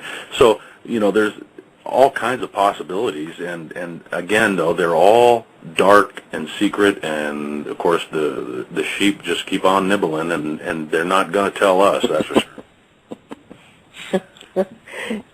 Yeah, things that we need to have some, larger groups of people awaken and help us to discover what's going on, ask some more questions, and I think the more you come out, the more you question, the more people that are standing together, the less harm will come to folks, if in fact that's what's happened to people like Phil and others that they claim are suicides or illnesses, and when in fact it's a possibility that's not what has happened to these individuals. Maybe there are some Phil Schneiders out there listening to us tonight. Or maybe somebody will forward this show to somebody who actually it finds its way to somebody who has some deep-seated knowledge and personal first-hand experience with some of the subjects that we're talking about.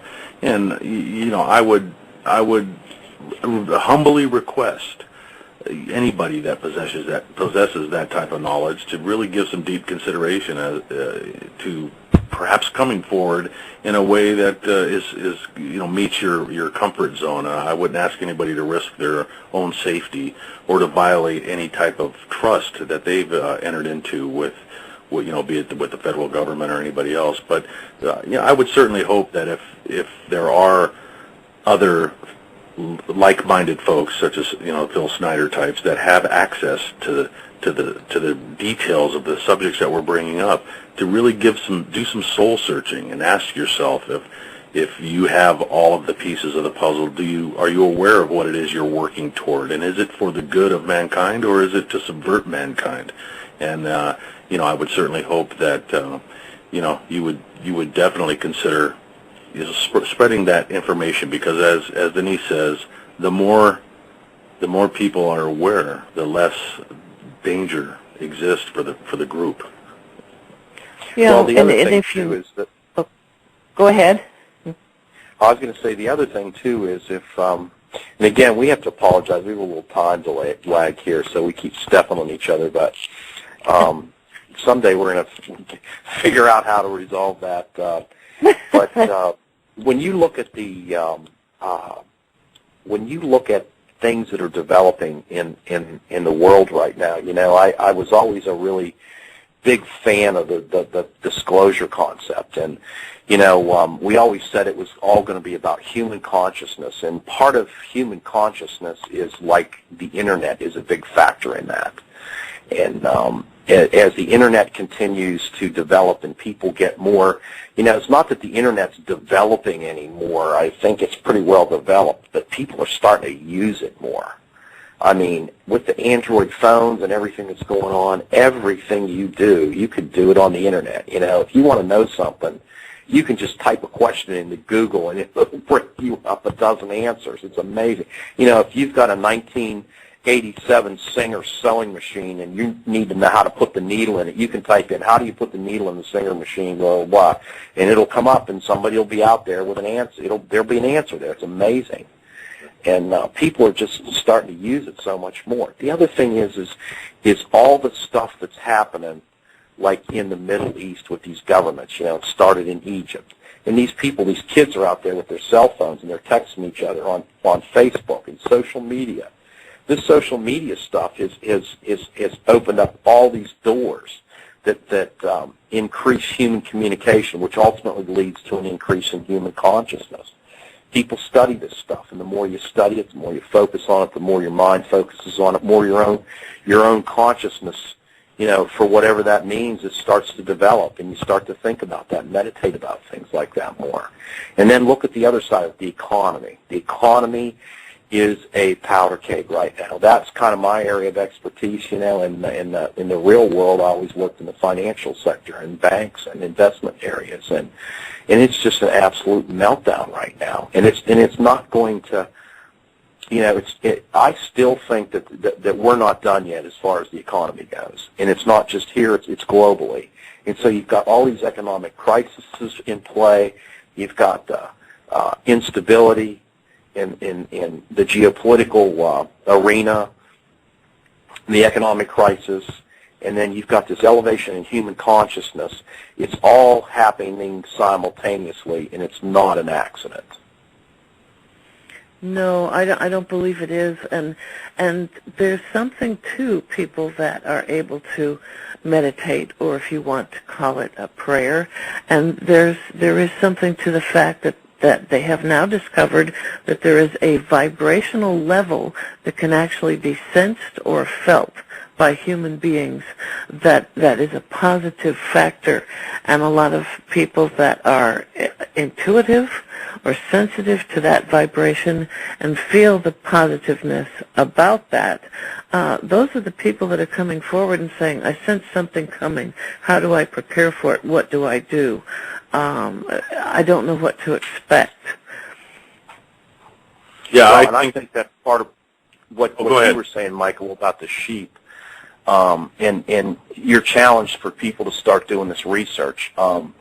That's, I think, part of it, because, you know, they say the true judge of anything is how you feel inside yourself.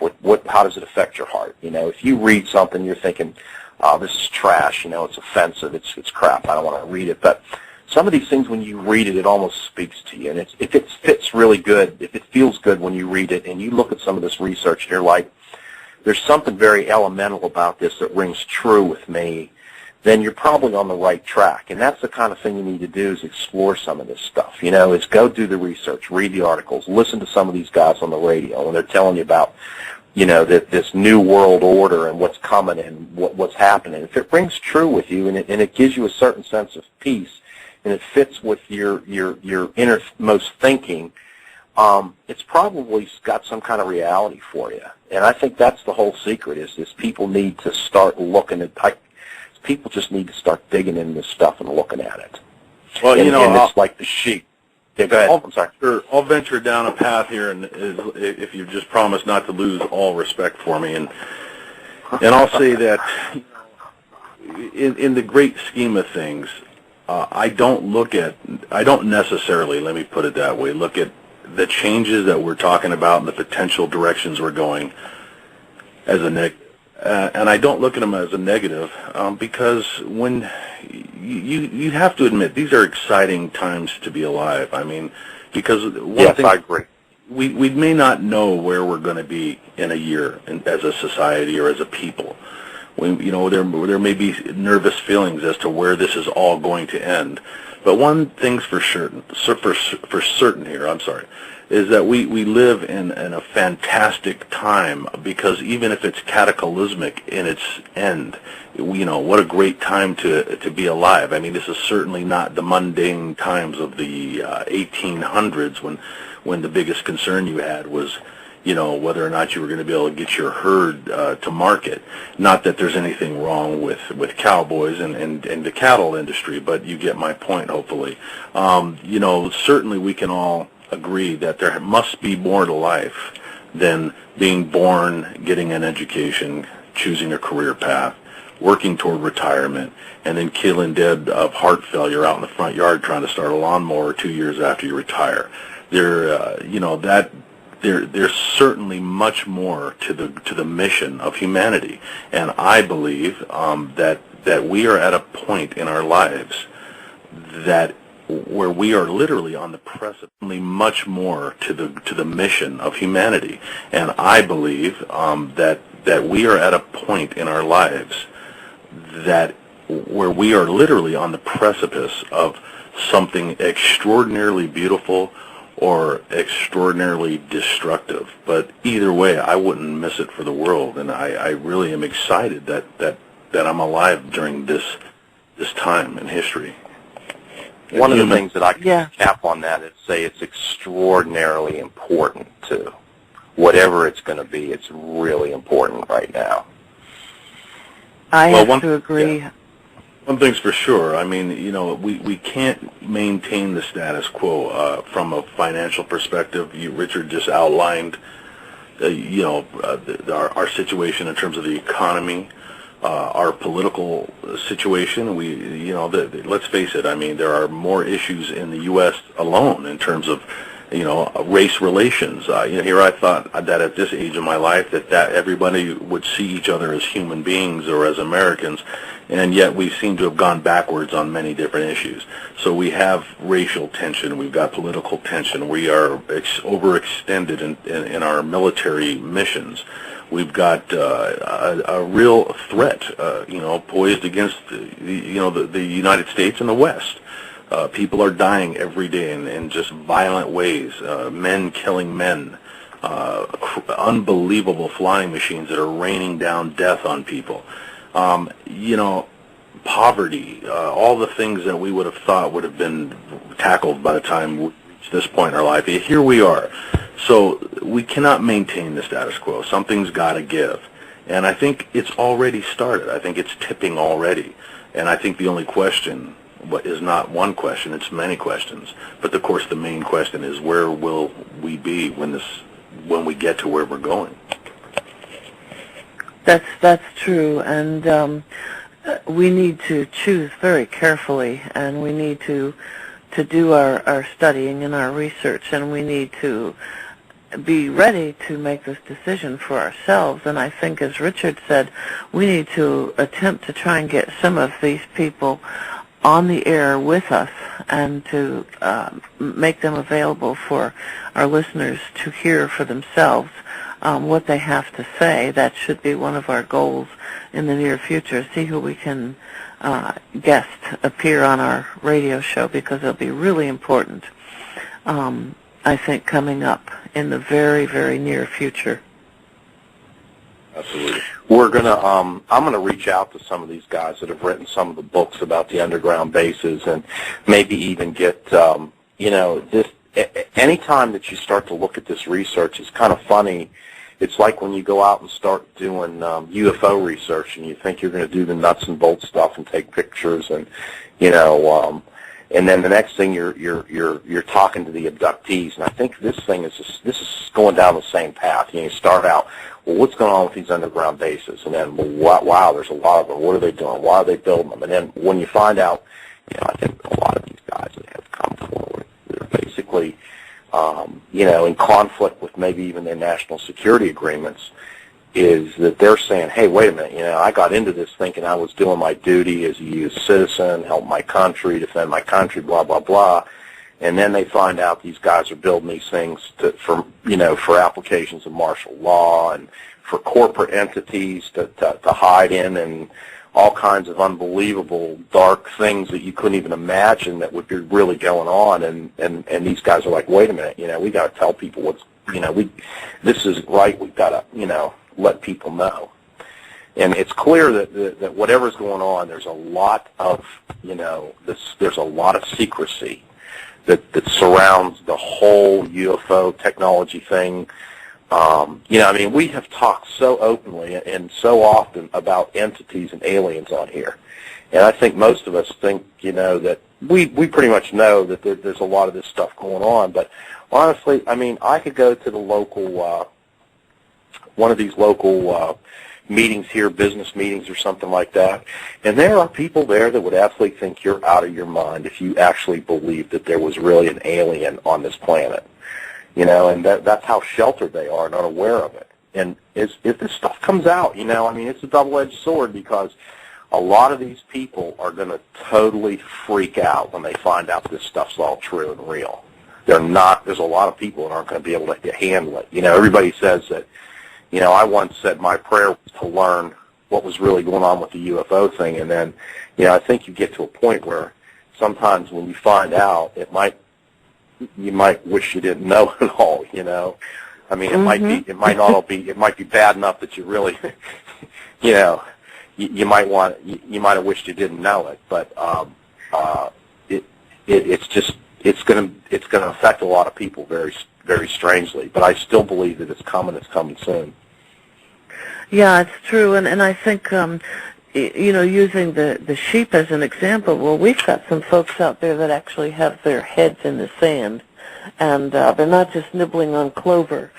They're buried deep, and it's going to be a terrific shock to them. But I loved your example with the sheeple. The sheep, they're just nibbling on and they're building a slaughterhouse next door, and they just don't have Well, I want you to know that that was something that I actually created on the spot. So feel free to take it, work with it a little bit, and change it. But that's my little gift. Yeah, well, that worked. I like that. That's the truth. I also want to say, too, though, Richard, that what you say is true in terms of people that are in denial.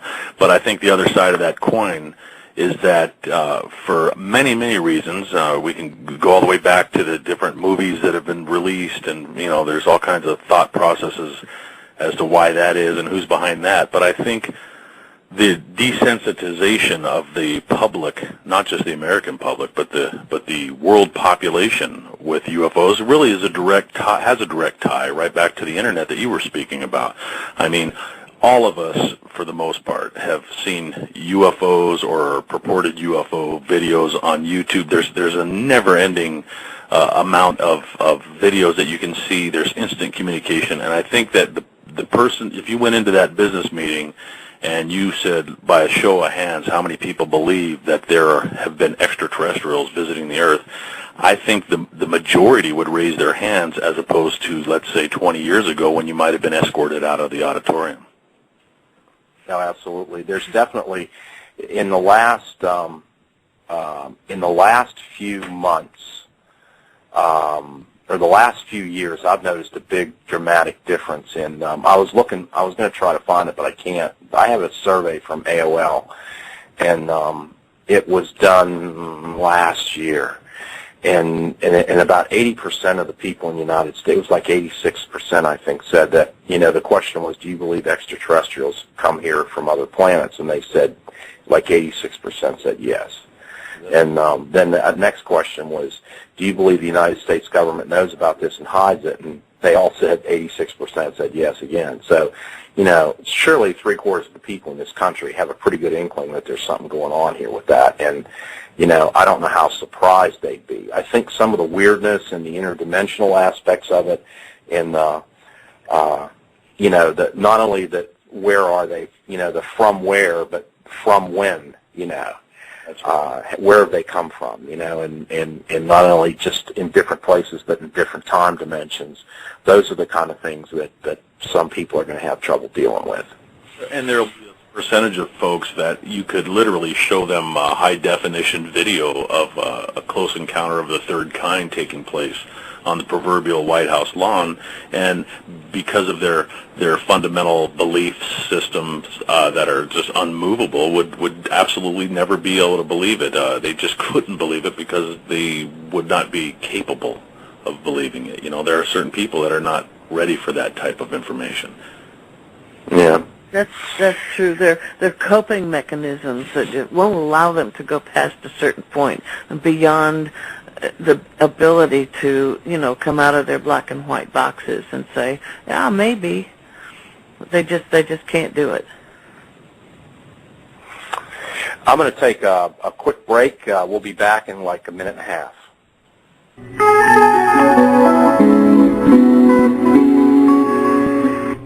You are listening to Aurora Radio UFO Live FM. Aurora is supported by its members and from donations provided by the public.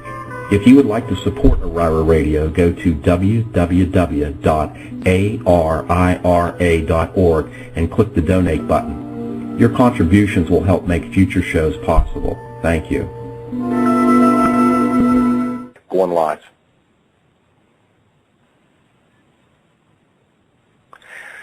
This is Richard Lang tonight with Denise Stoner and Mike Wise. We're going to wrap it up for the evening. We're down to our last 2 minutes. We'd, as indicated, encouraged as many people that anybody that might want to send this show to someone, you can send a link to them, or you can go to our website and direct them to our website, and they can listen to the show. And also, we certainly appreciate any comments that are sent. You can email them. My email address is right on the web. It's rrlang@arira.org. And any feedback, any comments you have, certainly appreciate that. Keep us in mind as far as donations. The donations help us keep this going. Next week, the next couple of weeks, we've been talking to, I talked to Chuck Maudlin. He and I are going to talk about some, the New York, we had a case up in New York a couple of years ago, an extremely good case that had incredible physical evidence. Talk about that. Also, as Denise indicated, I guess we're going to try to get some of these guys that wrote some of these other books about the underground bases and the New World Order back in the next few weeks. We're working on that. One thing that Denise and I thought was kind of funny, after we had done the show about the airport in Colorado, somebody had emailed me, and if you all remember that so many of us saw a movie back in I think it was right around 1980. It was called Close Encounters of the Third Kind. And so many of us saw that movie and were just so impressed with it. One of the things that I had done recently is looked at that movie just here in the last few months, and I'm amazed at how much of the information in that movie's turned out to actually be accurate. But one of the things that somebody had said was during the movie there's this scene where there's a guy and they're looking at this data that's coming in from the tones, and the guy goes, he's a cryptographer, and he's looking at this, and he goes, I used to be a map maker. I used to be a cryptographer before I worked for the agency, and he goes, these are GPS coordinates. And, of course, the GPS coordinates is where they ultimately went to Devil's Mountain, where the landing took place. Well, somebody had told me that to look those coordinates up, and we just thought that was just unbelievably interesting, that if you look at those GPS coordinates that are on the Close Encounter of the Third Kind, if you freeze frame it and copy them, unbelievably, they're the coordinates of right at Denver International Airport. So I'll leave you with that tonight, and we'll talk to you all next week. Thanks, Michael. Thanks, Denise. Good night to both of you. Thank you. Good night. Good night.